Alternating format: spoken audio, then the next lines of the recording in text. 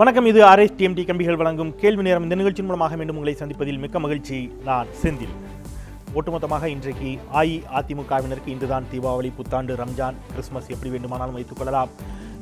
அந்த கட்சியினுடைய அஇஅதிமுகவினுடைய தலைவி, முன்னாள் முதலமைச்சர், பொதுச் செயலாளர், அஇஅதிமுகவினுடைய பொதுச் செயலாளர் செல்வி ஜெயலலிதா விடுதலை செய்யப்பட்டிருக்கிறார் சொத்து குவிப்பு வழக்கில் இருந்து.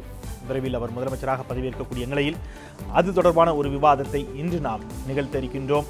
இன்றைக்கு ஒட்டுமொத்த இந்திய ஊடகங்களிலும் இதுதான் விவாத பொருளாக இருக்கும். அந்த வகையிலே நம்முடைய விவாத பொருளும் கூட அதுதான். அரங்கில் நம்மோடு இந்த விவாதத்தில் 4 சிறப்பு விருந்தினர்கள் இணைகிறார்கள். பாரதிய ஜனதா கட்சியின் சார்பில் வழக்கறிஞரும் தமிழ்நாடு பாரதிய ஜனதா கட்சியுடைய மாநில செயலாளர்களில் ஒருவருமான திரு KT ராகவன் நம்முடைய இணைகிறார். வணக்கம். சமூக நலவாரியத்தினுடைய தலைவி CR சரஸ்வதி நம்முடைய இணைகிறார் அஇஅதிமுகவின் சார்பாக. வணக்கம். வழக்கறிஞர் திரு பாலு பாட்டாளி மக்கள் கட்சியின் சார்பில் நம்முடைய இணைகிறார். வணக்கம். தமிழ்நாடு காங்கிரஸ் கட்சியினுடைய முன்னணி நிர்வாகிகளில் ஒருவரும் வழக்கறிஞருமான சட்டப்பேரவை கொறடா விஜயதரணி நம்மோடு இணைகிறார். வணக்கம். மதுரையிலிருந்து நம்மோடு தமிழ்நாடு விவசாய தொழிலாளர்கள் கட்சியின் சார்பில் திரு பொன்குமார் இணைகிறார். திரு பொன்குமார், உங்களுக்கும் என்னுடைய வணக்கங்கள். இந்த நிகழ்ச்சிக்கு வரவேற்கிறேன் அன்போடு. நம்ம நிகழ்ச்சிக்குள் செல்லலாம். என்னுடைய முதல் கேள்வியை திரு பாலு அவர்களிடமிருந்து தொடங்கலாம்னு நினைக்கிறேன். ஏன்னா பிரதமர் முதற்கொண்டு இங்கே இருக்கக்கூடிய அத்தனை பேருமே அடிப்படையில் தீர்ப்பை எதுவாக இருந்தாலும் தீர்ப்பை நாங்கள் ஏற்றுக்கொள்கிறோம். நீதிமன்ற தீர்ப்பு, அதை நாங்கள் வரவேற்கிறோம். விடுதலை ஆகியிருக்கிறார் என்ற முறையில் ஒரு நாகரிகத்தோடு அவர்கள் அதற்கு வாழ்த்தும் தெரிவித்திருக்கிறார்கள். எல்லாருமே பரவலாக வாழ்த்தை முன்வைத்திருக்கக்கூடிய ஒரு நிலையில் உங்களுடைய கட்சியினுடைய நிறுவனர் திரு ராமதாஸ் இந்த தீர்ப்பு அப்படிங்கிறது ஒரு மிகப்பெரிய அளவில் அந்த தீர்ப்பை விமர்சித்திருக்கிறார். இதை எப்படி பார்க்குறீங்க? அதாவது இந்த வழக்கை பொறுத்தவரையில் பாட்டாளி மக்கள் கட்சி ஜெயலலிதா அவர்கள் சிறைக்கு செல்ல வேண்டும் என்றோ அல்லது இதன் மூலமாக ஒரு நன்மை அடைய வேண்டும் என்பதோ எங்களுடைய நோக்கம் அல்ல. நாங்கள் எப்படி பார்க்கிறோம் என்று சொன்னால், ஊழல் தொடர்பான ஒரு வழக்கு சரியாக விசாரிக்கப்பட்டு அனைத்து சட்ட நடவடிக்கைகளும் மேற்கொள்ளப்பட்டு அந்த தீர்ப்பு வரப்பட வேண்டும் என்பதுதான் எங்களுடைய எதிர்பார்ப்பு. இந்த அடிப்படையில் பார்க்கின்ற பொழுது இந்த வழக்கில் பல்வேறு நேரங்களில் எங்கள் கட்சியினுடைய நிறுவனர் மிக சரியான கருத்துக்களை பல நேரங்களில் சொல்லியிருக்கிறார். திராவிட முன்னேற்றக் கழகம் செய்ய தவறியதை சொல்லியிருக்கிறார். நீதிமன்றங்கள் இதை இப்படி செய்திருக்க வேண்டும், இப்படி செய்தது தவறு என்று சொல்லியிருக்கிறார். பல சூழல்களில் சட்ட ரீதியான நடைமுறைகள் பின்பற்றப்படவில்லை என்பதை தான் நாங்கள் தெளிவாக எடுத்துச் சொல்கிறோம். இதன் காரணமாக அதிமுக வீட்டிற்கு செல்ல வேண்டும், அதன் மூலமாக தமிழ்நாட்டில் பெரிய ஒரு வெற்றிடம் உருவாகி அந்த இடத்தில் உட்கார வேண்டும் என்று நினைக்கக்கூடிய திராவிட முன்னேற்றக் கழகம் போன்று நாங்கள் இதை பார்க்கவில்லை. நீதிக்கு கிடைத்த தோல்வி என்ற உங்களுடைய நிச்சயமா அதுல எந்த சந்தேகமும் தோல்வியாகத்தான் நீங்கள் பார்க்கிறீர்கள். கண்டிப்பா.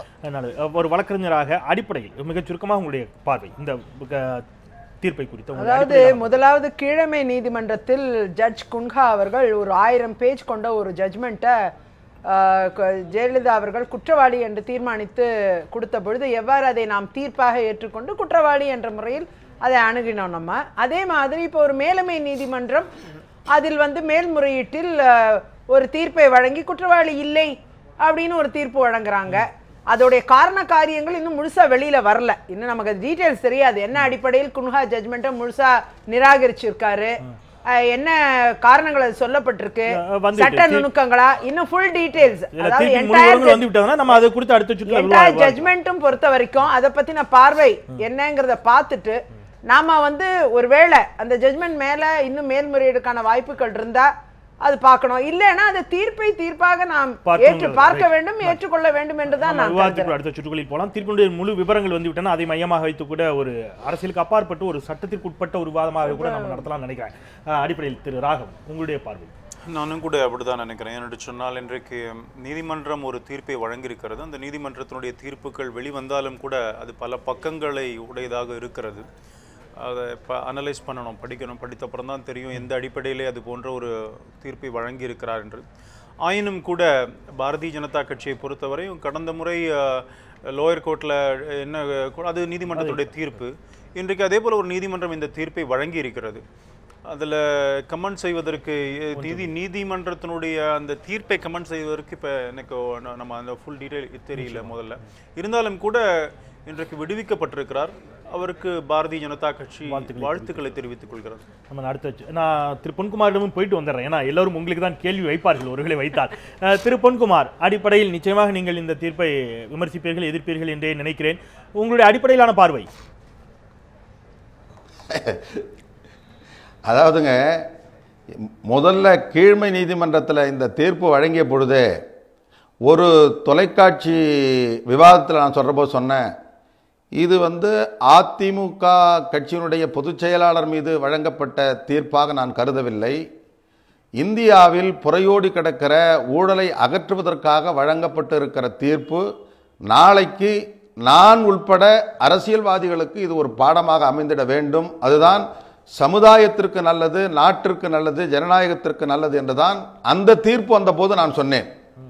இன்றைக்கு அந்த தீர்ப்பில் ஒரு மாறுபட்ட தீர்ப்பு, அந்த வழக்கில் ஒரு மாறுபட்ட தீர்ப்பு வழங்கப்பட்டிருக்கிறது. எல்லாரும் சொன்ன மாதிரி அவர் எந்த அடிப்படையில் வழங்கினார் என்கிற விவரங்களை முழுமையாக நான் இன்னும் படிக்கவில்லை, தெரிந்து கொள்ளவில்லை. ஏனென்றால் இன்றைக்கு காலையிலிருந்து தொடர்ந்து பல்வேறு நிகழ்ச்சிகள் இருந்திருக்கிறேன்.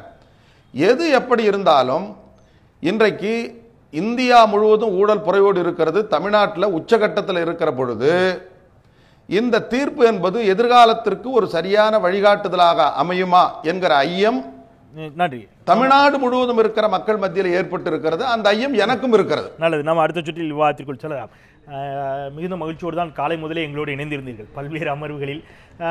பாலு ஒரு கருத்தை முன்வைக்கிறார். தனிப்பட்ட ஜெயலலிதா நாங்கள் அந்த அரசியல் கண்ணோட்டத்தோடு பார்க்கல, ஒரு தீர்ப்பு சட்டத்துக்கு உட்பட்டு இந்த வழக்கு சரியாக நடத்தப்பட பல இடங்களில் தவறிவிட்டார்களோ அப்படிங்கிற ஒரு ஐயத்தை தான் அவருடைய நிறுவனர் ராமதாசும் முன்வைத்திருக்கிறார். அந்த அடிப்படையில் இது இன்னும் சரியாக அணுகியிருக்க வேண்டும் அப்படிங்கிற ஒரு பார்வையை முன்வைக்கிறார். நீங்க எப்படி பார்க்குறீங்க? நிச்சயமா இல்லை, நீதிமன்ற தீர்ப்பு சரியான தீர்ப்பாக தான் எங்களுக்கு படுது. எங்களை பொறுத்த வரைக்கும் இன்னைக்கு தான் எங்களோட mother's day, so we are celebrating it. ரெண்டாவது, இவர்கள் சொன்னபடி இவங்க எல்லாமே நாளைக்கு அந்த தீர்ப்புடைய முழு சாராம்சத்தை அவங்க படிக்கத்தான் போறாங்க. ஸோ அதில் வரக்கூடிய ஒன்றும் இல்லைங்க, அதில் ஒரு இடத்துல சொல்லியிருக்காங்க அம்மா வீட்டில் போய் 10,000 புடவை இருக்கு அப்படின்னு. சகோதரி கோய்த்து கொள்ளக்கூடாது. இப்போ நானும் சரி அவங்களும் சரி, இன்னைக்கு எடுத்துக்கிட்டீங்கன்னா விஜயதாரணிகிட்டையும் ஒரு எப்படி 50-100 செருப்பு இருக்கும். நானும் ஒரு சினிமா நடிச்சிருக்கேன், சீரியல் நடிச்சிருக்கேன், எங்கிட்டயும் இருக்கும். ஒரு மிகப்பெரிய நடிகையாக பார்ன் வித் கோல்டன் ஸ்பூன் யார் என்றால் எங்களுடைய அம்மா அவர்கள். அண்ட் அதுவும் இல்லாமல் அந்த காலத்தில் everybody knows she was a top heroine. அதிக சம்பளம் வாங்கிய ஹீரோயின். ஏதோ லட்சக்கணக்கில் சம்பளம் வாங்கும் போது ஒரு சவரன் 400 ரூபா 500 ரூபா வித்த காலத்துல. இதெல்லாம் வைத்து பார்க்கும் போது இது ஜோடிக்கப்பட்ட வழக்கு. இப்பொழுது ஒரே ஒரு நிமிஷம், பொன்குமார் ஒன்னு சொன்னார் ஊழல் அப்படின்னார். ஊழலை பத்தி திமுக கூட நெருக்கமா உட்கார்ந்திருக்க திரு பொன்குமார் பேசக்கூடாது. ஒரு விஷயத்தை ஒருவேளை நீங்கள் கவனிக்க தவறிட்டீங்களா, மறந்துட்டாங்களான்னு தெரியல. இந்த வருமானத்துக்கு அதிகமாக சொத்து சேர்த்த வழக்குங்கிறது அவர் நடிகையாக இருந்த காலகட்டத்தில் இருந்து எடுத்துக்கொள்ளப்பட்டதா அல்ல. 91 96 வரையிலான அந்த 5 ஆண்டு காலகட்டத்தில் அவர் சேர்த்த சொத்துக்கள், அவருடைய அந்த 5 ஆண்டு காலகட்டத்தில் அவருடைய வருமானம் என்னவாக இருந்ததோ அதை விட அதிகமாக இருந்தது என்பதாகத்தான் அந்த பொருளில் தான் அந்த வழக்கினுடைய அடிப்படையே இருந்தது. அப்படிங்கிற பட்சத்தில் ₹1 மாத வருமானமாக பெற்றுக்கொண்டு இவ்வளவு எப்படி வந்தது அப்படிங்கறத இங்க கேள்வி. அதாவது கடந்த முறை நீதிபதி குன்ஹா அவர்கள் 65 கோடிக்கு இந்த வழக்கு தொடங்கப்பட்டப்ப பேசினாங்க. ஆனால் இன்னைக்கு மாண்புமிகு நீதியரசர்கள் சொல்லியிருப்பதை போல அவங்க கொடுத்திருக்க கணக்குப்படி பார்த்தா கூட அந்த காலத்துல அது 37 கோடிக்கு தான் அதனுடைய மொத்த வர்த்தே வந்தது. 34 கோடி வரைக்கும் அம்மா அவர்கள் அதற்கு உண்டான டாக்ஸை கட்டி இருக்காங்க. She's a regular taxpayer. அவங்க டாக்ஸ் கட்டாம இருந்தது இல்ல. அப்படி பார்த்தா கூட ஒரு 3 கோடி தான் வித்தியாசம் இருக்குமே தவிர 65 கோடிக்கு வழக்கு போட்டதே போல அவ்வளவு பெரிய டிஃபரன்ஸ் ஒன்றும் அந்த சொத்து வழக்குல வரல. நீதிபதியும் கிட்டத்தட்ட அதுதான் தன்னுடைய தீர்ப்பில் சுட்டிக்காட்டுகிறார். 66 கோடி ரூபாய் என்பதாக அதை எடுத்துக்கொள்ள முடியாது என்று சொல்லி அதனுடைய மதிப்பீட்டை இவர் வேறு விதமான பார்வையோடு பார்த்து 10 விழுக்காடு அளவிற்கு வருமானத்திற்கு அதிகமாக சொத்து சேர்த்திருந்தால் அவர்களை வழக்கிலிருந்து விடுதலை செய்யலாம் என்ற விதி இருக்கிறது.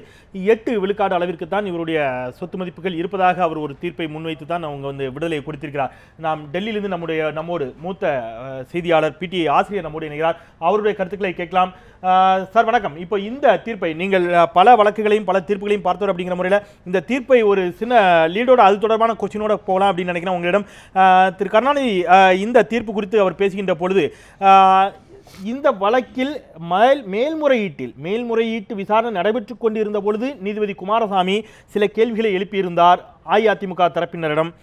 சொத்து குவிப்பு வழக்கை முழுமையாக விசாரணை நடத்திய தனி நீதிமன்ற நீதிபதி கிட்டத்தட்ட அவருடைய தீர்ப்பில் 150 முடிச்சுகளை போட்டு சென்றிருக்கிறார். அந்த 150 முடிச்சுகளையும் ஒவ்வொன்றாக நீங்கள் அவிழ்க்க வேண்டும், ஆனால் அதற்கான அடிப்படை பணியே தொடங்கலைன்னு சொல்லியிருந்தார்.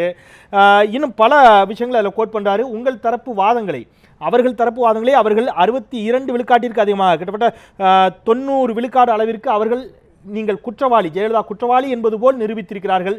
நீங்கள் அதையும் இல்லை என்று நிரூபிக்க தவறிவிட்டீர்கள் என்றெல்லாம் விசாரணையின் போது சொல்லிய நீதிபதி தற்பொழுது இந்த 150 முடிச்சுகளும் அவிழ்க்கப்பட்டு விட்டதா, அவர்கள் நிரூபித்து விட்டார்களா என்ற கேள்வியை திரு கருணாநிதி முன்வைத்திருக்கிறார். நீங்க எப்படி பார்க்குறீங்க?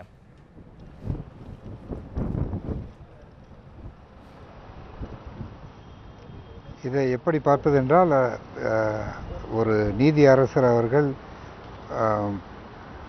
வழக்கு நடக்கும்போது கேட்கிற கேள்விகள் ஒரு ப்ரோபிங் டைப் ஆஃப் கொஸ்டின்ஸ். அதனால் அவர் கேள்வி கேட்கும்போது அவருடைய ஒரு கட்சியிடமிருந்து எப்படி விடைகளை பெற வேண்டும் என்பதற்காக கேட்கப்படுகின்ற கேள்விகள். அதை வைத்துக்கொண்டு அவர் ஏற்கனவே முடிவு செய்துவிட்டார், அதுதான் நீதி என்று சொல்ல முடியாது. கடைசியில் அவருடைய ஜட்ஜ்மெண்ட்டில் என்ன எழுதியிருக்காரு, என்ன எவிடன்ஸு எப்படி அனலைஸ் பண்ணியிருக்காரு, எப்படி எழுதியிருக்கார், அதை தான் பார்ப்பாங்களே ஒழிய அவருக்கு கேள்வி வழக்கு நடக்கும்போது எப்படி கேள்வி கேட்டார்னு அதை வச்சு கேட்க முடியாது. நன்றி. நாம் ஒரு சிறிய இடைவெளிக்கு பிறகு தொடரலாம். 18 ஆண்டுகளாக நீடித்த வழக்கு, எவ்வளவு சொத்து சேர்க்கப்பட்டது, அது எந்த முறையில் சேர்க்கப்பட்டது என்பதையெல்லாம் நிரூபிப்பதற்கும் அதில் இருக்கக்கூடிய மாற்றுக் கருத்துக்களை வாத பிரதிவாதங்களை சரிபார்த்து ஒரு தீர்ப்பை அளிப்பதற்கு 18 ஆகியது என்று சொன்னால் 3 மாதங்களில் அந்த வழக்கில் வேறு ஒரு விதமான தீர்ப்பை அளிப்பதற்கு 3 மாத கால அவகாசம் போதுமானதாக இருக்குமா என்ற ஒரு கேள்வியும் இயல்பாக வெளிகிறது. பேசலாம் ஒரு சிறிய இடைவேளைக்கு பிறகு இந்த வழக்கின் தீர்ப்பு குறித்தும் இது அரசியல் அரங்கில் ஏற்படுத்த இருக்கும் மாற்றங்களை குறித்தும் ஒரு சிறிய இடைவேளைக்கு பிறகு பேசலாம். நியூஸ் 7 தமிழ், பொறுப்பும் பொது நலமும். சிறிய விளம்பர இடைவெளிக்கு பிறகு மீண்டும் RSTMT கம்பிகள் வழங்கும் கேள்வி நேரம் நிகழ்ச்சிக்கு உங்களை மிகுந்த அன்போடு வரவேற்கின்றேன். ஜெயலலிதா விடுதலை குறித்து நாம் பேசிக் கொண்டிருக்கின்றோம். இது சட்ட ரீதியில் எதிர்த்தரப்பினர் செய்ய தவறிவிட்டார்களா என்ற குற்றச்சாட்டுகளை முன்வைத்திருக்கிறார்கள். இந்த தளத்திலும் அரசியல் ரீதியாக இது என்ன மாதிரியான மாற்றங்களை ஏற்படுத்தும் என்ற தளத்திலும் பேசிக் கொண்டிருக்கின்றோம். திருபாலு, திரு கருணாநிதி அவர்கள் சில கேள்விகளை முன்வைத்துக அவருடைய அறிக்கையின் வாயிலாக வழக்கு விசாரணை நடைபெற்றுக் கொண்டிருந்த பொழுது மேல்முறையீட்டு விசாரணை 16/2/2015 அன்று ஜெயலலிதா தரப்பில் ஆஜரான வழக்கறிஞர் குமாரிடம் நீதிபதி குமாரசாமி கேட்டதாக அவர் குறிப்பிட்டிருக்கிறார். இது அரசியல் ரீதியாக பழிவாங்கும் நோக்கத்தில் தொடரப்பட்டுள்ள பொய் வழக்கு என்று சொல்லுகிறீர்கள். இது பொய் வழக்கு என்று மூச்சுக்கு 300 முறை சொல்கிறீர்கள். ஆனால் குற்றவாளிகள் மீது கூறியுள்ள புகார் உண்மை இல்லை என்பதை உறுதி செய்வதற்கான எந்த ஆதாரத்தையும் முழுமையாக காட்டாமல் வாய் வழியாக பொய் வழக்கு என்று சொன்னால் எப்படி ஏற்றுக்கொள்ள முடியும் என்று 16/2/2015 அன்று நீதிபதி குமாரசாமி கேட்டிருந்தார். இப்பொழுது அவர்கள் நிரூபித்து விட்டார்களா அப்படிங்கிற ஒரு கேள்வியை திரு கருணாநிதி முன்வைத்திருக்கிறார். இது பிப்ரவரி மாதம் கேட்கப்பட்ட கேள்வி. அது சந்திரசேகர் ஒரு வாதத்தை குறிப்பிடுகிறார். நீதிபதிகள் 2 தரப்பினரிடம் இருக்கக்கூடிய தரவுகளை உண்மைகளை வெளிக்கொண்டு வருவதற்காக பல்வேறு கேள்விகளை கேட்பார்கள். இருந்தாலும் அவர்களுடைய தீர்ப்பில் முழுமையான விவரங்களை குறிப்பிட்டு தான் தீர்ப்பளித்திருப்பார்கள். அதனால் அந்த கேள்விகளை எல்லாம் வைத்துவிட்டு நம்ம தீர்ப்பை கம்பேர் பண்ண முடியாதுங்கிறாரு. இப்போ இது அரசியல் காரணங்களுக்காக இது போன்ற அறிக்கைகள் கொடுக்கப்படுகிறதா நீங்க நினைக்கிறீங்களா? இல்லை, இந்த வழக்கில் நம்ம சந்திரசேகர் சொன்னதை தான் நான் சொல்லணும். நீதிபதி கேட்ட கேள்விக்கு பெரிய முக்கியத்துவம் கொடுத்து அதை பற்றி விவாதித்து இந்த நேரத்தை வீணடிப்பதில் எனக்கு உடன்பாடு இல்லை. ஆனால் இந்த மேல்முறையீட்டு வழக்கை பொறுத்தவரையில் நீதித்துறையில் ஒன்றை சொல்வார்கள், ஹரீடு ஜஸ்டிஸ் பரீடு ஜஸ்டிஸ் என்று சொல்வார்கள்.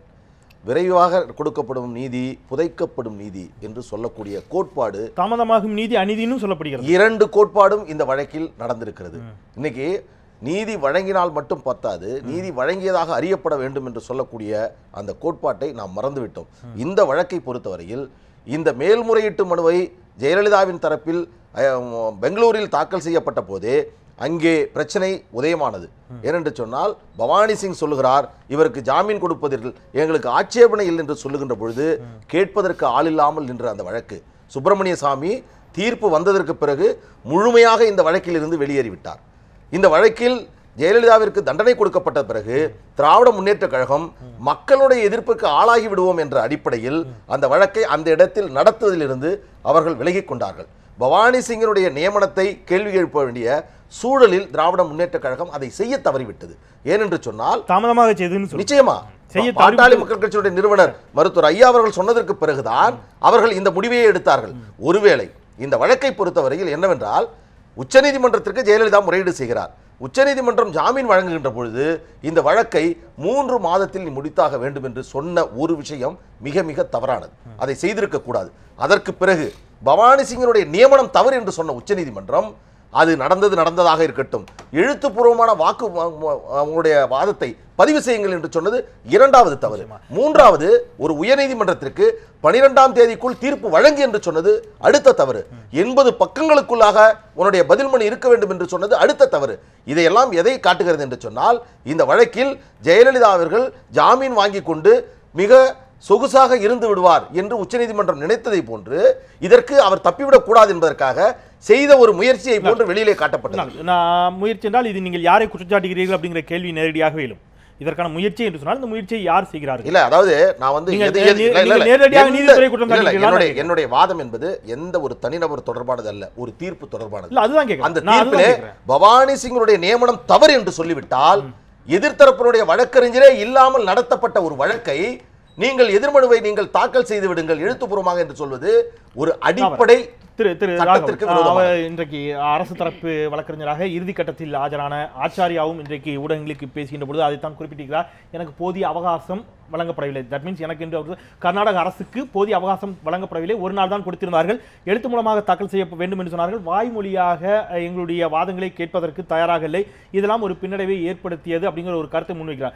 பாலுனுடைய கருத்தோடு நீங்கள் உடன்படுகிறீர்களா? ஒரு உச்சநீதிமன்றம் இத்தனை மாதத்திற்குள் நீங்கள் வந்து இந்த வழக்கை முடிக்கணும், இவ்வளவு இத்தனாம் தேதிக்குள் நீங்கள் வந்து தீர்ப்பு கொடுக்கணும், இதெல்லாம் சொன்னதும் பவானி சிங்குடைய நியமனம் செல்லாது என்று சொன்னால் ஆச்சாரியா மீண்டும் அதில் தன்னுடைய வாதங்களை எடுத்து வைப்பதற்கான வாய்ப்புகளை கொடுக்காமல் விட்டுவிட்டது, இதெல்லாம் வந்து ஜெயலலிதாவிற்கு சாதகமாக அமைந்து விட்ட சூழல்கள் நீதித்துறையில் அப்படிங்கிற வாதத்தை நீங்க எடுத்துப்பீங்களா? நானும் சரி, சகோதரர் பாலுவும் சரி, திருமதி விஜயதாரணி சரி, 3 பேருமே வழக்கறிஞர்கள், எங்களுக்கு நல்லா தெரியும்.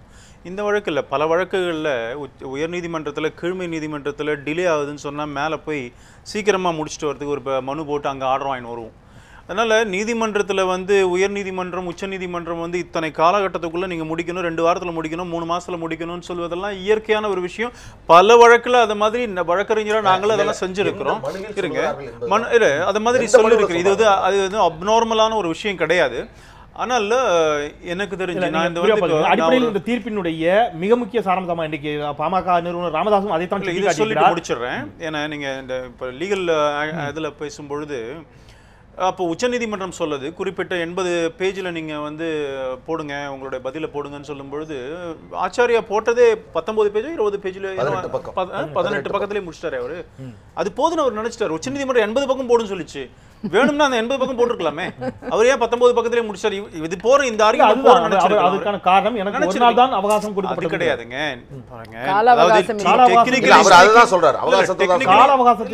ஒரு நிமிஷம் நான் சொல்றேன். டெக்னிக்கலி ஸ்பீக்கிங் இப்போ திராவிட முன்னேற்ற கழகம் அதே 80 பக்கமும் குறிப்பிட்ட அந்த பக்கத்துக்குள்ள போட்டாங்க. ஆச்சாரிய இது போறன்னு சொல்லிட்டு போட்டிருக்கிறார். இதுதான் என்னுடைய பாயிண்ட், லீகல் பாயிண்ட்டை போட்டார். இந்த நீதிமன்றம் விசாரிக்கவே முடியாது, ப்ராசிக்யூஷன் சைடுல யாருமே எல்லாம் பண்ணிட்டாங்க அப்படின்னு சொல்லிட்டு முடிச்சாங்க. அதனால இல்ல இது இந்த மாதிரி அடிப்படையில கொஞ்சம் இருங்க, நான் என்ன கொஞ்சம் பதில் சொல்றேன். அதாவதுங்க இது வந்து வழக்கா பேசுறேன் நான், பாரதிய ஜனதா கட்சியோட நான் கேட்கிறேன் ஒரு நிமிஷம். நீங்க வந்து திராவிட முன்னேற்ற கழகம் மனு போடுது, அந்த மனுவை ஏற்றுக்கொண்டு பப்ளிக் ப்ராசிக்யூட்டர் மாத்திட்டாங்களே. அன்றைக்கு கலைஞர் அவருடைய ஸ்டேட்மெண்ட்டை பாருங்க, என்ன சொல்லியிருக்கிறார் பாருங்க. இப்போ இந்த மாதிரி இருக்கும்பொழுது நான் என்ன சொல்றேன், அடுத்த ஸ்டேஜ் என்னன்னு பார்க்கலாம்.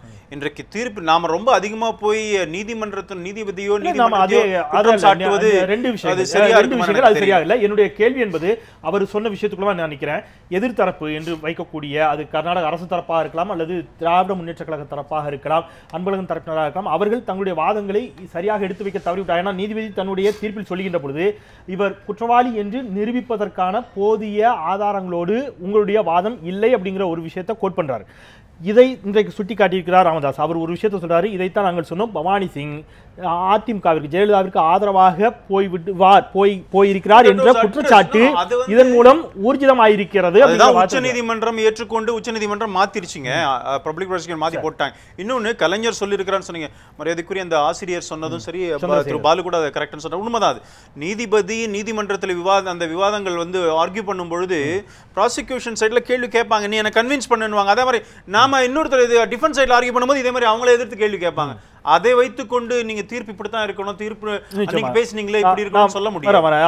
திரு சந்திரசேகர் அவர் இந்த சுற்றோடு நம்மிடமிருந்து விடைபெறுகிறார். சந்திரசேகர் அவருடைய இந்த நிறைவு கருத்தை மட்டும் நான் வாங்கிட்டு வந்துறேன். திரு சந்திரசேகர், 66 கோடி ரூபாய் அளவிற்கு சேர்க்கப்பட்ட அந்த மதிப்பீடு, அது திருமண செலவு, நிறுவன மதிப்பு, கட்டுமான செலவுகளை கழித்தால் உண்மையான சொத்து மதிப்பு ரூபாய் 37 கோடி 59 லட்சம் ரூபாய் என்று, இதில் மொத்த வருவாய் 34 கோடி 76 லட்சம் ரூபாய் எனவும் சுட்டிக்காட்டப்பட்டிருக்கிறது. எனவே வருமானத்திற்கு அதிகமாக அவர் சொத்து சேர்த்ததாக எடுத்துக்கொள்ளக்கூடிய கணக்கு அப்படிங்கிறது 8.12 விழுக்காடு, 10 விழுக்காடு அளவிற்கு வருமானத்திற்கு அதிகமாக சொத்து சேர்க்கலாம். எனவே நான் இதை கருத்தில் கொண்டு இவரை விடுதலை செய்கிறேன் என்று நீதிபதி தன்னுடைய தீர்ப்பில் குறிப்பிட்டிருக்கிறார். இந்த சொத்தின் மதிப்பு அதிகமாக சுட்டிக்காட்டப்பட்டிருக்கிறது அப்படிங்கிற வாதத்தை நீங்க எப்படி பார்க்குறீங்க? இது நீதிபதிக்கு நீதிபதி மாறுமா அல்லது சரியாக நிரூபிக்க தவறிவிட்டார்கள் என்று நினைக்கிறீர்களா? அல்லது குமாரசாமியினுடைய இந்த அடிப்படையிலான இதை மையமாக வைத்து வழங்கப்பட்டிருக்கக்கூடிய தீர்ப்பை குறித்து உங்களுடைய பார்வை?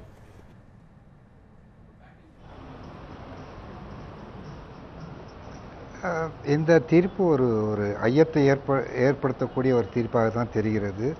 ஏனென்றால் அவர் கீழ்மை நீதிபதி மிகவும் ஆதாரபூர்வமான ஒரு ஒரு ஜட்ஜ்மெண்ட்டை கொடுத்திருந்தார்.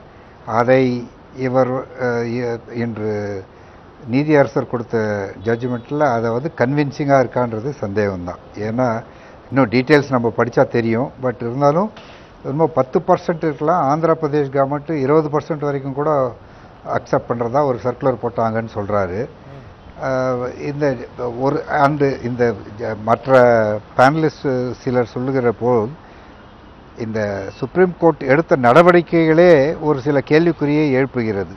எப்படி பவானி சிங் அவர்களுடைய அப்பாயின்மெண்ட்டு தப்புன்னு சொல்லிட்டு, ஆனால் புதுசாக இனிமேல் ஒன்றும் கேட்க வேண்டாம் ஹியரிங்கு, அவர் ஆச்சாரியா சும்மா ஒரே நாளில் கொடுக்கணுன்ற அதெல்லாம் நீதி justice not only needs to be done but also it should appear to be done. அது அந்த மாதிரி செய்யப்பட்டதா என்பது ஒரு கேள்விக்குறி தான். நிச்சயமாக சொல்லுங்க விஜயதரணி. அதாவது இந்த வழக்காக இருக்கட்டும், நிறைய அரசியல் தலையீடு இருப்பதாக பார்க்கிறேன். இப்போ நீங்கள் குறிப்பாக பார்த்தீங்கன்னா இந்த வழக்கு மட்டும் இல்லை, அமித்ஷா வழக்கு எடுத்துக்கோங்க. அதில் கூட அமித்ஷாவை ரிலீஸ் பண்ணிவிட்டு உடனடியாக அமித்ஷாவை அந்த கேஸ் ரிலீஸ் பண்ண சதாசிவம் அவர்கள் கேரளா கவர்னர் அந்த பிஜேபி அரசாங்கத்தால் தரப்பட்டார். அதே போல ஃபாத்திமா பிவி ஒரு காலத்தில் டான்சி வழக்கில் விடுபட்டு ஜெயலலிதா அவர்களால். ஆகையால் இப்ப குமாரசாமிக்கு என்ன பதவி கிடைக்கும்னு எனக்கு தெரியல. அந்த அளவில் பாத்தீங்கன்னா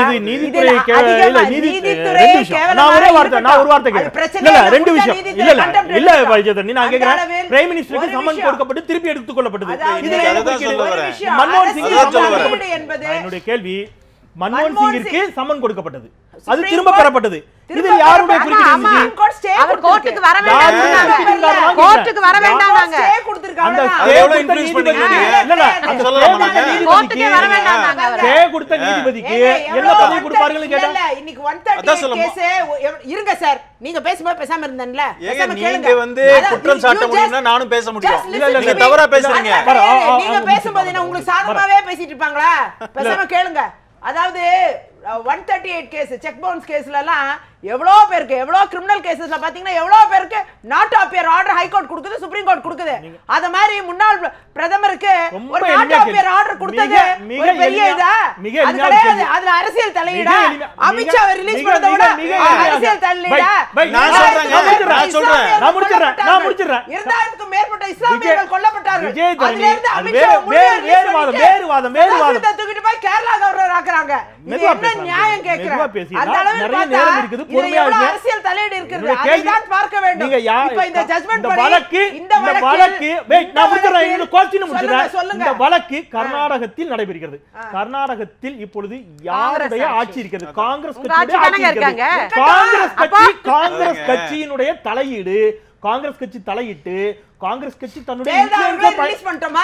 அப்படிதான் நீங்க இப்படி சொல்றீங்க. அப்படிதான் நீங்க சொல்ல வரீங்களா? நான் கேக்குறேன். சரி, அதாவது அப்படி கிடையாது. அந்த அளவில் பாத்தீங்கன்னா ஆச்சாரியை பொறுத்தவரை காங்கிரஸ் கட்சி, காங்கிரஸ் ஆளும் மாநிலத்தில் ஆச்சாரியாவை நியமிக்க வேண்டும் என்று கூறியது உச்சநீதிமன்றம். அதனால நம்ம நியமனம் பண்றோம். அந்த நியமனத்திலே தலையிடலனா நீங்க நல்லா புரிஞ்சுக்கணும். யாரை குறித்தாங்க? ஒரே வரி. பவானி சிங் நியமனத்திலே நாங்க தலையிடல. அரசியல் தலையீடு என்று யாரை சொல்றீங்க? அத மட்டும் சொல்லுங்க. இல்ல நீதிமன்றங்களில் அரசியல் தலையீடு இருக்கிறது. அது எந்த யாரை குறிப்பிடுகிறீர்கள் நான் கேக்குறேன். அது நீங்க உதாரணமா அமித்ஷா கேஸ் எடுத்துக்கங்க.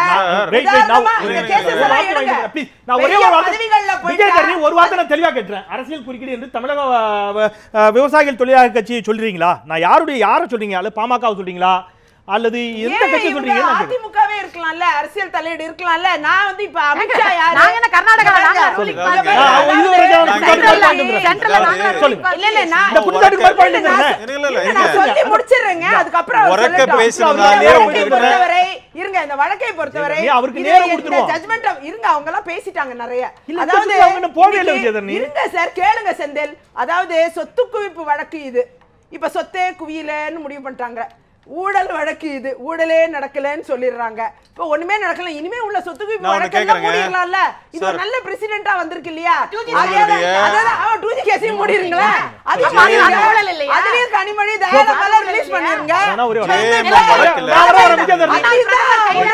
எல்லாரும் புரியாது, எல்லாரும் ஒரே நேரத்துல பேசினா புரியாது.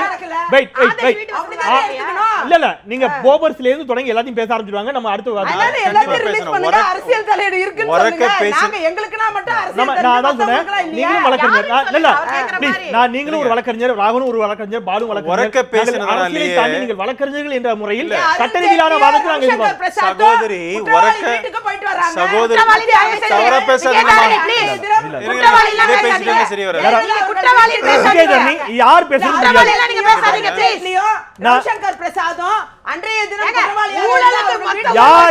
யார் பேசுறதும் புரியாது. நான் கேக்குறது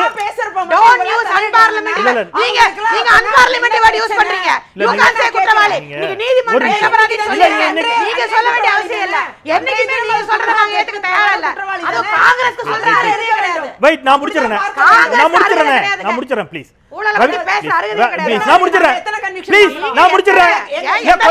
கொஞ்சம் நாகரிகத்தோடு நடந்து கொள்ளுங்க விஜயதரணி. 5 சிறப்பு விருந்தினர்கள் இருக்கிறார்கள். கொஞ்சம் எல்லோருக்கும் நாம நான் முடிச்சிடறேன். கேள்வி கேட்டு என்கிட்ட பதில் வாங்கணும். பதில் வாங்கிட்டேன். அதற்கான பதில் அவங்க சொல்லணும் இல்லையா? நீங்க சொல்லிட்டீங்க, அதுக்கு அவர் மறுப்பு சொல்ல வர்றாரு. அப்ப எங்க முழுசா சொல்ல விடுங்க. அவங்க பேசும்போது முழுசா கேக்குறீங்க, நம்ம பேசினா மட்டும் முழுசா கேட்கவே மறுக்கறீங்க. What is your problem? இல்லவே இல்ல, நீங்க சொன்ன நீங்க வாட் இஸ் யுவர் ப்ராப்ளம்? ஒரக்க கத்தினதன் மாத்திரம் நியாயம் அங்க இருக்குதுன்னு அர்த்தம் கிடையாதுங்க. ஏங்க நான் என்ன கேக்குறேன், JMM கேஸ்ல நரசிம்மராவ் பேர்ல குற்றம் வந்தது, அவர் வெளியில வந்தாரு, எத்தனையோ நடந்தது, உங்க ஆளுங்க எத்தனையோ பேர் போனாங்க, அப்ப நீங்க இன்ஃப்ளூயன்ஸ் பண்ணீங்கன்னு சொன்னோமா? இல்ல யாரோ ஒருத்தர் முடிச்சு. சரி, நான் என்ன கேக்குறேன், இன்றைக்கு ஒரு கமிஷன் இருக்கா? இங்க பாருங்க, இன்னைக்கு இந்த வழக்கு தீர்ப்பு மனதில் திருப்தியா இல்லைன்னு சொன்னா அப்பீல் போக முடியும். That can be done by Karnataka government. போறாங்களான்னு கேளுங்க. அவங்க என்ன, நீங்க தானங்க பிஜே, அங்க காங்கிரஸ் கவர்மெண்ட் தானங்க, காங்கிரஸ் கவர்மெண்ட் அங்க இருக்காங்க, ரூல் பண்றாங்க. நான் என்ன சொல்றேன், நீங்க தேவையில்லாமல் பாரதிய காங்கிரஸ் கவர்மெண்ட்ல நீங்க எந்த கட்சி சார்பாக இருக்கீங்க? இங்க பாருங்க, நீங்க காங்கிரஸ் ஸ்போர்ட்ஸ் பர்சன் இல்லையா? நீங்க நான் என்ன கேக்குறேன், காங்கிரஸ் ஸ்போர்ட்ஸ் பர்சன் இல்லையா? நீங்க சொல்லுங்க. நான் சொல்ல கூடாது. அவங்க சொல்லுங்க. ஆமா, நாங்க போய் அப்பீல்னு சொல்லுவோம். தேவையில்லாம இந்த அமித் ஷா வழக்கெல்லாம் பேசாதீங்க. நாங்க எல்லாம் அந்த நீதிமன்றத்துல எங்களுடைய எல்லா வழக்கையும் சந்தித்து தான் வெளியே வரோம். எல்லா வழக்கையும் சந்தித்து தான் வெளியே வரோம். இன்னைக்கு கூட களங்கம் மொத்தமா வைத்திருக்கிற காங்கிரஸ் சொல்ல வேண்டிய அவசியம் இல்ல. பதவி கொடுத்தீங்களா? முதல்ல நீங்க பாருங்க, உங்களுக்கு உதவி செய்த ஒரு நீதிபதிக்கு நீதிமன்றத்துடைய தலைமை நீதிபதி டான்சில உதவி செஞ்ச ஒரு நீதிபதிக்கு உடனடியா தமிழ்நாடு தவறு. அத சொல்றேன். அப்ப நீங்க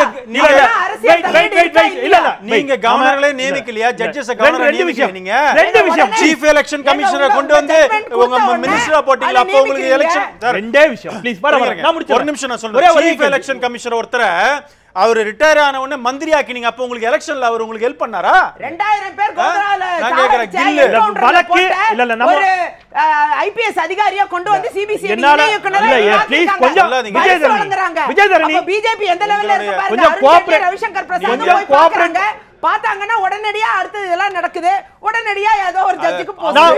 ஒரு சிறிய இடைவெளிக்கு போயிடலாம். ஒரு சிறிய இடைவெளிக்கு போயிட்டு நம்ம பேசலாம்னு நினைக்கிறேன்.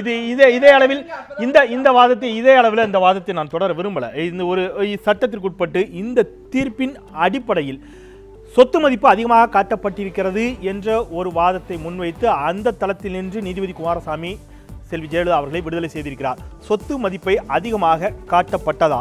இதற்குள் அரசியல் நோக்கம் இருக்கிறதா? ஏற்கனவே குமாரசாமி இந்த வழக்கின் விசாரணையின் பொழுது இதை அரசியல் மேடையாக மாற்றாதீர்கள் என்று அன்பழகன் தரப்பிற்கு தன்னுடைய கருத்துக்களை அதில் மிக கடுமையாகவே பதிவு செய்திருந்தார். அன்பழகன் தரப்பிற்கு எதிராக இது அரசியல் கண்ணோட்டத்தோடு மட்டுமே பார்க்கப்படுகிறதா இந்த வழக்கு? பேசலாம் ஒரு சிறிய இடைவேளைக்கு பிறகு. நியூஸ் 7 தமிழ், பொறுப்பும் பொது நலமும்.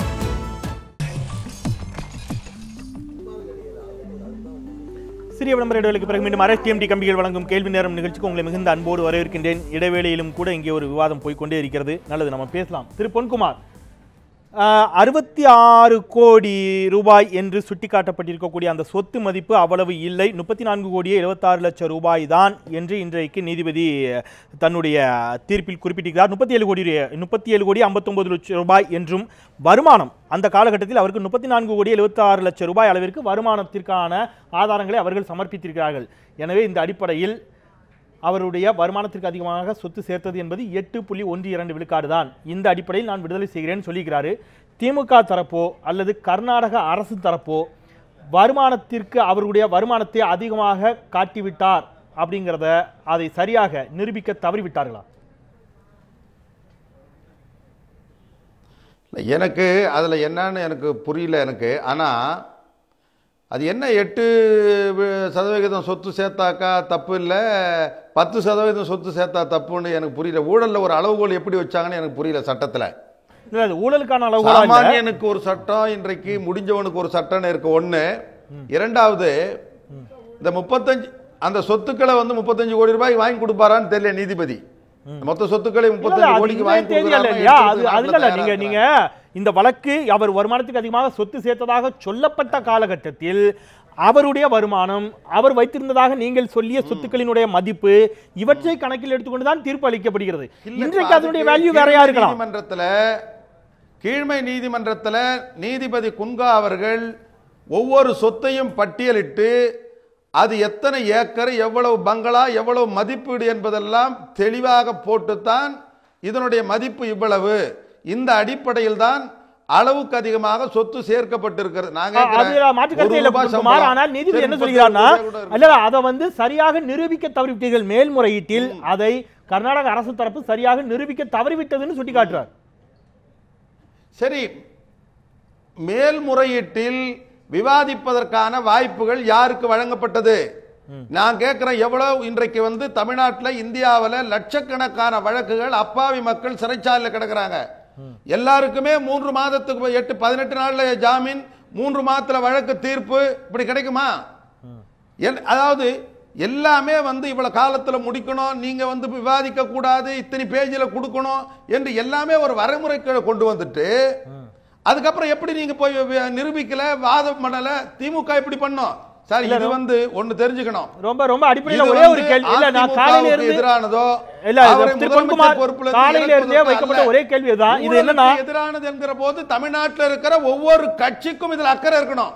இல்ல நிச்சயமாக எதிரானது என்கிற போது தமிழ்நாட்டில் இருக்கிற ஒவ்வொரு கட்சிக்கும் ஒவ்வொருவருக்கும் இதுல அக்கறை இருக்கணும். தவறில்லை. திமுக மட்டும் தனிச்சு பிரிச்சு கேக்குறீங்க. இல்ல, திமுக தான் இதில் தன்னுடைய தரப்பை இணைத்துக் கொண்டு வாதம் செய்த காரணத்தினால் திமுகவை நோக்கி இந்த கேள்விகள் வைக்கப்படுகின்றன. ஒரே கேள்விதான். கடந்த முறை அவர் குற்றவாளி என்று தீர்ப்பளிக்கப்பட்ட பொழுது நீதி வென்றது என்று சொல்லப்பட்டது. திமுகவினரால், எதிர்க்கட்சிகளால் நீதி வென்றது என்று சொல்லப்பட்டது. இன்றைக்கு இந்த தீர்ப்பில் நீதி வென்றது என்ற அதே வார்த்தையை உங்களால், நீதி தன்னுடைய கடமையை செய்திருக்கிறது, வென்றதுன்னு கூட வேணாம், நீதி தன்னுடைய கடமையை செய்திருக்கிறது, சட்டம் தன் கடமையை செய்திருக்கிறது என்று உங்களால் சொல்ல இயலுமான்னு கேட்கிறேன். இல்லை, இப்போ நான் கேட்பவர் 2 விஷயங்கள். இப்போ நீங்க இந்த சொத்து வருமானத்துக்கும் சொத்துக்கும் எப்படி அவர் இணைச்சிருக்காருன்னு எனக்கு புரியல. தீர்ப்புகளை முழுமையா படிக்கணும். ஆனால் ஒரு கீழ்மை நீதிமன்றத்தில் இவ்வளவு சொத்துக்கள் இவ்வளவு மதிப்பு கிட்ட பிறகு 18 ஆண்டுகள் நடந்த வழக்கில் ஒரு 3 மாத காலத்திற்குள்ள ஒரு நீதிபதி விசாரித்து அவர் கேட்ட கேள்விகளுக்கெல்லாம் விடை பெறாமல், எதிரிகளை விசாரிப்பதற்கு வாய்ப்பளிக்காமல்,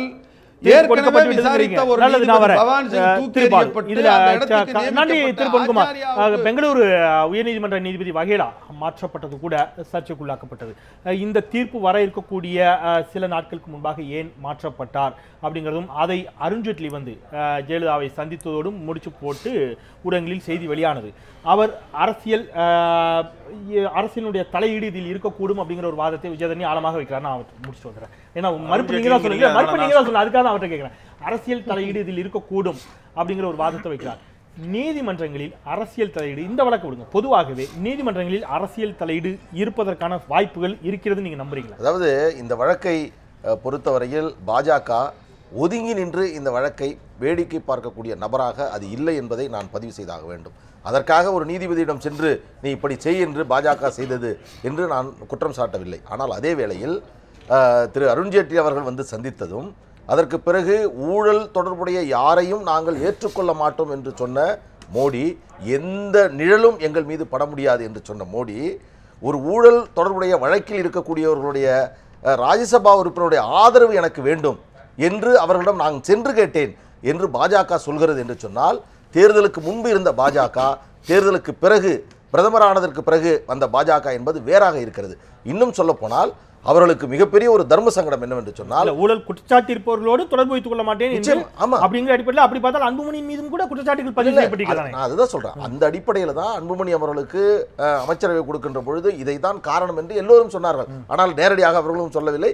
அது அந்த பிரச்சனை அவருடைய ஆதரவையும் கேட்டார்கள் தானே மசோதாக்களில், அவருடைய ஆதரவையும் கேட்டார்கள் தானே நாடாளுமன்றத்தில் தாக்கல் செய்யப்பட்ட மசோதாக்களில் அன்புமணியின் ஆதரவும் கேட்கப்பட்டது தானே. நான் மீண்டும் சொல்றேங்க, பாஜகவை பொறுத்தவரையில் திரு விபி சிங் அவர்களுடைய பதவி போகின்ற பொழுது, இடஒதுக்கீடு தொடர்பாக வந்தபோது, அந்த ஆதரவை பாஜக திரும்ப பெற்ற போது நாடாளுமன்றத்தில் திரு விபி சிங் உரையாற்றியதை நினைத்து பார்த்தோம் என்று சொன்னால், இதற்காக இந்த பதவியை வைக்க வேண்டும் என்பதற்காக நான் இந்த ஆதரவை நான் விரும்ப மாட்டேன் என்று சொல்லி அன்றைக்கு சொன்னார்.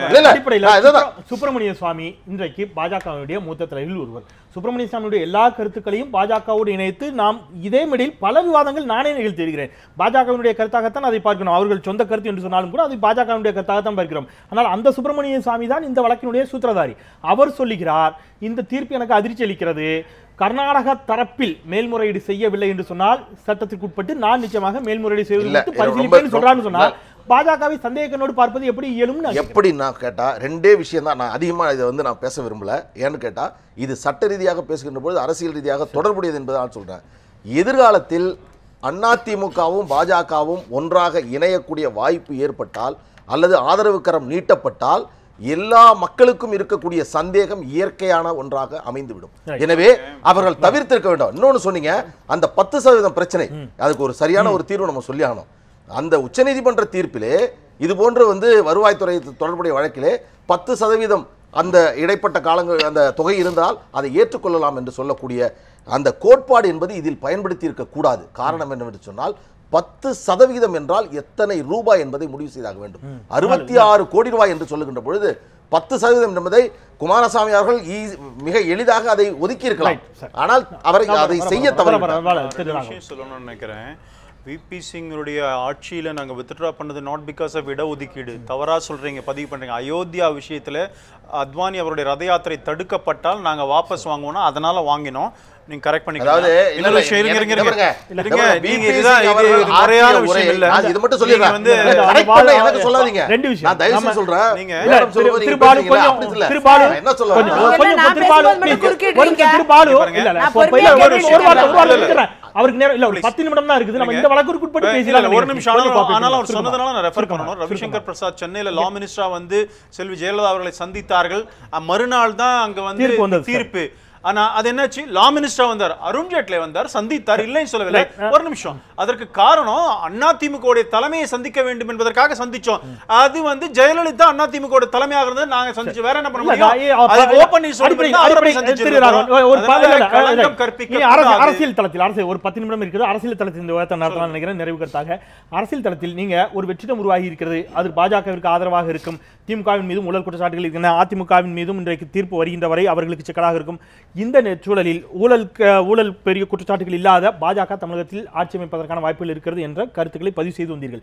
இப்பொழுது இந்த தீர்ப்பு என்பது பாஜகவிற்கு பின்னடைவை ஏற்படுத்துமா? வரக்கூடிய தேர்தலில் பாஜக அதிமுகவோடு கூட்டு சேருவதற்கான சூழலை உருவாக்கும். ஒரு இயக்கம், ஒரு கட்சி வந்து ஒரு தீர்ப்பின் அடிப்படையில் ஒரு கட்சி வளர்றது இதெல்லாம் கிடையாதுங்க. எங்களை பொறுத்த வரைக்கும் அவங்க அதிமுக இதுல செல்வி ஜெயலலிதா வெற்றி பெற்றிருக்காங்கன்னா அவங்களுக்கு வேணா அது உற்சாகத்தை கொடுக்கலாம், இல்லைன்னு சொல்லி. இதை பார்த்து நாங்க வந்து என் கட்சியை வளர்க்கறதில்ல. நான் எங்களுடைய தலைவர் தெளிவாக சொல்லியிருக்கிறாங்க, நாங்கள் எங்களுடைய அமைப்பை பலப்படுத்துவதில் எங்களுடைய கவனம் இருக்கிறது. இப்பொழுது தீர்ப்பு வந்திருக்கிறது, வாழ்த்துக்கள் சொல்றோம். அதுக்கு மேல அப்பீல் போனங்கிறது இப்ப காங்கிரஸ் கவர்மெண்ட் கர்நாடகா கவர்மெண்ட்டுடைய கையில இருக்கு. என்ன பண்ண போறாங்கன்னு பார்ப்போம். காங்கிரஸ் என்ன பண்ண போறாங்கன்னு பார்ப்போம். எங்களை பொறுத்த வரைக்கும் இது ஒரு பொலிட்டிக்கல் இதுல இன்னைக்கு நடந்த ஒரு சம்பவம் அவ்வளவு. இதுக்கு மேல என்ன பெரிய அதுக்கு நாங்க எங்க வேலையை பார்த்துட்டு இருக்க போறோம். சிஆர் சரஸ்வதி, இந்த வழக்குகளுக்கு அப்பாற்பட்டு நான் காலையில் ஒரு அமர்வில் வைத்த அதே கேள்விதான் இன்றைக்கு கேள்வி நேரம் நேர்களுக்கு அது மீண்டும் போய் சேருங்கிறதுக்காக வைக்கிறேன். எந்த சூழல் இருந்தாலும் தமிழகத்தை பொறுத்தளவிலேயே அதிமுக என்றால் அடுத்த முறை திமுக, திமுக என்றால் அதிமுக என்று மாறி மாறி ஆட்சிக்கு வருவதுதான் ஒரு வாடிக்கையான ஒன்றாக இதுகாரும் இருந்திருக்கிறது. இந்த முறை இந்த வழக்கின் தீர்ப்பு இவ்வாறாக இருந்தாலும் கூட அது திமுகவிற்குத்தான் சாதகமாக இருக்கும் என்ற கண்ணோட்டத்தில் திமுக தரப்பில் வைக்கப்படக்கூடிய வாதங்களை நீங்கள் எப்படி பார்க்கிறீர்கள்?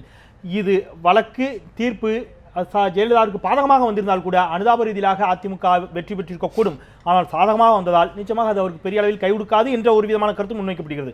நீங்கள் எப்படி பார்க்கிறீர்கள்? நிறைவு கருத்து. நாடாளுமன்ற தேர்தலில் 43% தனியாவே அதிமுக வாங்கியிருக்கு. நீங்க புரட்சித் தலைவர் எம்ஜிஆரோட வரலாறு பார்த்தீங்கன்னா அவர் உயிரோடு இருக்க வரைக்கும் தொடர்ந்து அவர் வந்தார்.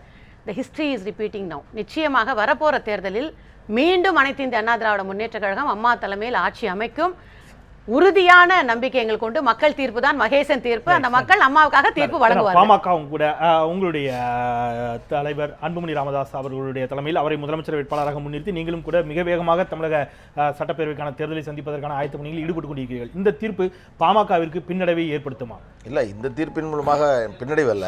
ஆனால் இந்த தீர்ப்பு ஒரு இறுதியான ஒரு முடிவு என்ன என்பதை மக்கள் தெரிந்து கொள்ள வேண்டும். எனவே எதிர்காலத்தில் அவங்க சொன்ன மாதிரி இந்த தீர்ப்பு அதிமுகவுக்கு மேலும் பலம் சேர்க்குமா? வரக்கூடிய தேர்தலில் மேலும் வலு சேர்க்கும் நினைக்கிறேன். அப்படியே ஒரு தவறான ஒரு பார்வை இருக்குது. என்னன்னு கேட்டிங்கன்னா, இது தீர்ப்பு வந்துருச்சு மொத்தமாக நாங்கள் விடுதலை ஆயிட்டோம் அப்படிங்கிற ஒரு எண்ணம் இருக்குது. தமிழக மக்கள் ஏதோ முட்டாள்களை போன்று நீங்கள் நினைத்து விடக்கூடாது. அவர்கள் ஒரு அனுதாப நோக்கத்தோடு ஒரு அதிமுகவை பார்ப்பது என்பது, பெண் என்ற அடிப்படையில் பார்ப்பது என்பது வேறு. மீண்டும் ஒரு வாய்ப்பை இவர்களுக்கு கொடுத்தால், ஒரு முறை சொன்னார் ரஜினிகாந்த், அதிமுக ஆட்சிக்கு வந்தால் கடவுளால் கூட தமிழக மக்களை காப்பாற்ற முடியாது என்று. அதையெல்லாம் மீண்டும் ஒரு முறை திரும்பி பார்ப்பார்கள் மக்கள். நான் சொல்றது என்னன்னா, இந்த வழக்கை பொறுத்தவரையில் மேல்முறையீடு என்பது மிக மிக முக்கியமானது. 3 மாதத்தில் வழக்கை முடிக்க வேண்டும் என்று சொன்ன உயர்நீதிமன்றத்திற்கு சொன்ன உச்சநீதிமன்றம் இந்த வழக்கில் விடுதலை ஆனதன் காரணமாக இதை கிடப்பில் போடாமல் அடுத்த 3 மாதத்திற்குள் இந்த வழக்கை விசாரணைக்கு எடுத்துக்கொண்டு சரியான நீதிபதிகளிடம் இதை வழங்கி 3 நீதிபதிகள் அடங்கிய அமர்வின் முன்பாக வழக்கை வைத்து இதை நடத்தினோம் என்று சொன்னால், ஒருவேளை அது சாதகமாக இருக்கட்டும் பாதகமாக இருக்கட்டும், எல்லா சாத்தியக்கூறுகளையும் நீதிமன்றத்தில் நிறுத்தப்பட வேண்டும். நிறைவு கருத்தாக விஜயதரணி, காங்கிரஸிலும் கூட EVK இளங்கோவன் மிகுந்த நம்பிக்கையோடு ஊழலுக்கு எதிராக அதிமுக அரசுக்கு எதிராக நாம் எல்லோரும் ஓரணியில் திரள வேண்டும் என்றெல்லாம் ஆளுநரை சந்தித்து மனு எல்லாம் கொடுத்திருந்தீர்கள். தீர்ப்பு இவ்வாறு வந்தது. ஒருவேளை ஒரு பெரிய அதிர்ச்சியும் நீங்கள் எதிர்பார்த்தது எதுவும் நிகழவில்லை என்ற மாதிரியான ஒரு சூழலை ஏற்படுத்தி இருக்கிறதா? தட் மீன்ஸ் அதிமுகவுக்கு ஒரு பின்னடைவு ஏற்படும், அதன் மூலமாக ஒரு பொலிட்டிக்கல் மைலேஜ் எடுக்கலாம் அப்படின்னு காங்கிரஸ் நினைத்திருக்கலாம். அது தவறிவிட்டது அப்படிங்கிற பார்வை இருக்கிறதா? இல்ல, அதாவது நீங்க இந்த தீர்ப்பையும் தமிழ்நாட்டில் நடக்கிற ஊழலையும் சேர்த்து பார்க்க வேண்டாம். எல்லா அரசியலும் சேர்த்து தானே பார்த்தாங்க. எல்லா கிடையாது, எல்லா விவாத மேடைகளிலும் எல்லா பொது இடங்களிலும் அந்த தீர்ப்போடு சேர்த்து நான் சொல்லலாமா? அதாவது ஊழல் பட்டியல் கவர்னரிடம் ஆளுநரிடம் நாங்கள் கொடுத்தது இந்த கோர்ட்ல நடக்கிற கேஸ் இல்ல. அதுல இந்த ஜெயலலிதா அவர்களுக்கு கொடுத்த குற்றவாளி என்று சொன்ன குன்ஹா ஜட்ஜ்மெண்ட்டோ இல்ல இனி வரப்போற குமாரசாமி ஜட்ஜ்மெண்ட்டோ அன்றைய தினம் நாங்க அதை பத்தி அதுல சொல்லல. ஆனால் நாங்கள் இப்போ இந்த இதை பத்தியும் நாங்க பேசல. நாங்க அதுல பேசுனதெல்லாம் பால் துறை, போக்குவரத்து துறை, முத்துக்குமாரசாமி தற்கொலை, இது போன்ற தமிழ்நாட்டில் நடந்த பல்வேறு ஊழல்கள். இப்போ அதெல்லாம் இன்னைக்கு அகிரி கிருஷ்ணமூர்த்தி ஜெயிலில் இருக்காரு. இப்போ அப்படி நிறைய ஊழல்கள் இங்கே தமிழ்நாட்டில் நடந்துருந்துருக்கு. அதோட வெளிப்பாடு நிறைய நடவடிக்கைகளும் நடக்குது. அதே மாதிரி நாமளும் முன்வைக்கிறோம். அது மாதிரி ஊழல் குற்றச்சாட்டுகள் லோக் ஆயுக்தா அமைக்கப்பட வேண்டும் என்று நான் ஆளுநரிடம் என்னுடைய கோரிக்கையை முன்வைத்திருந்தேன். இப்படி தமிழகத்தில் ஒவ்வொரு துறையிலும் நடக்கக்கூடிய 25 துறைகளை பட்டியலிட்டு அதில் நடக்கக்கூடிய ஊழல்களை ஆதாரபூர்வமாக நாங்கள் கொடுத்துருந்தோம். அந்த ஊழல்கள் அந்த ஊழல்கள் என்பது இப்போ இந்த ஆட்சி காலத்தில் நடந்துட்டு இருக்கு. இந்த ஊழல், இந்த சொத்து குவிப்பு என்பது ஜெயலலிதா அவர்கள் பற்றி உள்ளது 91லேருந்து 96 வரைக்கும் உள்ளது. அந்த 5 ஆண்டு காலம் அவங்களால டாக்ஸ் கட்டல, அவங்க நிரூபிக்கல. 18 வருஷம் நடந்தது. இப்போ ஒரு ஜட்ஜ்மெண்ட் கொடுத்தாரு. காலத்தில் இருந்தது போல மீண்டும் அந்த காலம் மாறும், மீண்டும் ஒரு முறை அதிமுக ஆட்சிக்கு வருங்கிறாங்க உறுதியாக. இல்ல அது ஆட்சிக்கு வர்றது வராததெல்லாம் மக்கள் எடுக்க வேண்டிய முடிவு.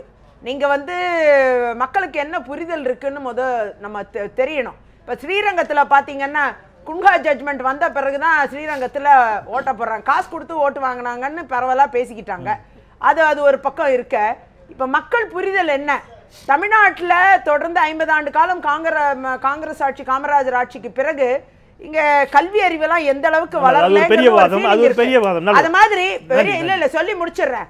அந்த அளவுக்கு கல்வியில ரொம்ப பின்தங்கி இருக்கு மாநிலம். அதே மாதிரி தொழில் வளர்ச்சி எல்லாத்துலயும் பின்தங்கி இருக்கு. தமிழகம் பின்தங்கி இருக்கு.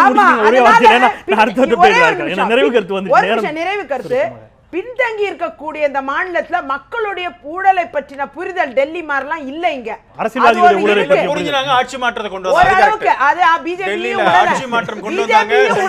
அவர் சொல்ற ஒரு விஷயம், டெல்லியை போன்ற புரிதல்னா டெல்லியில் புரிந்ததனால் காங்கிரஸ் கட்சிக்கு மாற்றாக வாக்களித்தார்கள். அதாவது ஒரு ஆட்சி மாற்றம் அங்க டெல்லியில கொண்டு வந்திருக்காங்க. தமிழகத்துல 50 ஆண்டு காலம் வந்து ஒரு ஆட்சி மாற்றத்தை கொண்டு வர மக்கள் விரும்பல அப்படிங்கிறதுனா அப்படி சொன்னாங்க. நிறைவாக இந்த தீர்ப்பு என்பது திமுகவிற்கு ஒரு பின்னடைவை ஏற்படுத்துமா? வர இருக்கக்கூடிய சட்டப்பேரவை தேர்தலில் திமுகவிற்கு ஒரு மிகப்பெரிய பின்னடைவை இந்த தீர்ப்பு ஏற்படுத்தும் அப்படிங்கிற ஒரு ஆழமான வாதம் வைக்கப்படுகிறது. நீங்க அந்த வாதத்தை எப்படி பாக்குறீங்க? அதாவதுங்க, இந்த வழக்கு என்பது 100 பிரச்சனையில் ஒரு பிரச்சனை. மக்கள் ஏற்கனவே விலைவாசி ஏறி போயிருக்குது, சட்டம் ஒழுங்கு கெட்டு போயிருக்குது. அண்மையில் பார்த்தீங்கன்னா குமரன் காலனி போலீஸ் ஸ்டேஷன் பக்கத்திலேயே ரவுடிகள் வந்து கட்டட தொழிலாளி வேலை செய்கிற இடத்துல குண்டு போடுறான். இன்னைக்கு வரலையும் அவங்கள கண்டுபிடிக்க முடியல. பல்வேறு இடங்கள்ல மோசமான நிலை ஏற்பட்டிருக்குது. சிமெண்ட் 410 ரூபாய் வரலாறு காணாத அளவு விற்குது. யாரு போராடினாலும் கூப்பிட்டு பேசுறது இல்லை. எல்லா துறையிலும் ஊழல் தலைவிரித்தாடுது. எல்லா மக்களும் 2016 எப்ப வரும்னு காத்து கொண்டு இருக்கிறார்கள். ஆகவே இந்த வழக்கிற்கும் தேர்தல் முடிவுக்கு சம்பந்தம் இல்லை. சகோதரி சரஸ்வதி அவர்கள் கூட சொன்னாங்க, எம்ஜிஆர் காலத்தில இருந்து தொடர்ந்து மாறி மாறி வருதுன்னு. எம்ஜிஆருக்கு 77 வாய்ப்பளித்தவர்கள் 80 நாடாளுமன்ற தேர்தலில் வாய்ப்பை மறுத்திருக்கிறாங்க. ஆகவே இதற்கும் அதற்கும் சம்பந்தம் அல்ல. பொது தேர்தலில் மிகப்பெரிய மாற்றம் வரும். நன்றி. நாம இந்த அளவிலே நிறைவு செய்யலாம். 5 பேருமே தொடர்ச்சியான உங்களுடைய பணிகளுக்கு மத்தியில் எங்களுடைய இணைந்தீர்கள். மிக்க நன்றி ஐவருக்கும். திரு சந்திரசேகர், நீங்கள் எங்களிடமிருந்து விடைபெற்று விட்டீர்கள் இடைவெளிக்கு முன்பாக. இருந்தாலும் உங்களுக்கும் உங்களுடைய கருத்துக்களை எங்களோடு பதிவு செய்வதற்காக உங்களுக்கும் என்னுடைய நன்றிகளை தெரிவித்து இந்த அளவிலே நிறைவு செய்கின்றேன். நீதிமன்றங்கள் பல்வேறு இடங்களில் கிழமை நீதிமன்றங்களுடைய தீர்ப்புகள் என்பது மேல்முறையீட்டில் மாறி இருக்கின்றன, உச்சநீதிமன்றத்தில் மாறி இருக்கின்றன, உயர்நீதிமன்றத்தில், உச்சநீதிமன்றத்தில் என்று பல இடங்களில் மாறி இருக்கின்றன. அடிப்படையிலாக நாம் இன்று காலை முதலே வைக்கக்கூடிய கேள்வி ஒன்றாக மட்டுமே இருக்கிறது.